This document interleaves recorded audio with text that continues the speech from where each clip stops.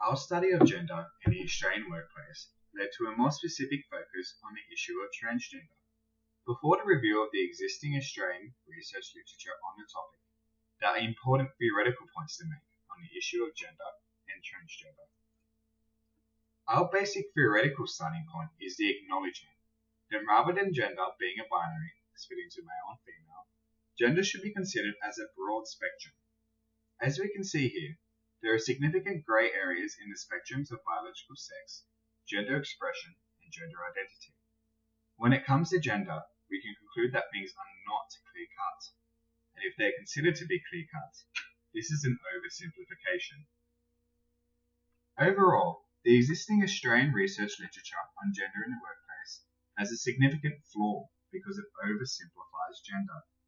While there is a wide array of research methods employed, quantitative and qualitative, we found an overbearing emphasis on the strict gender binary. This strict employment of the gender binary completely omits any perspective from the point of view of a transgender person within the Australian workforce.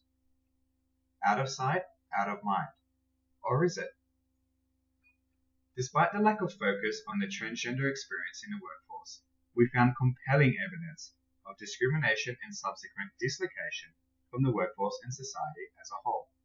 This is a heavy finding of broad consequences that lacks deeper exploration. We cannot simply adhere to a nice scissor cut of gender. It is curious that although it is known that transgender discrimination occurs in the workforce, it has been disregarded as a topic of further exploration.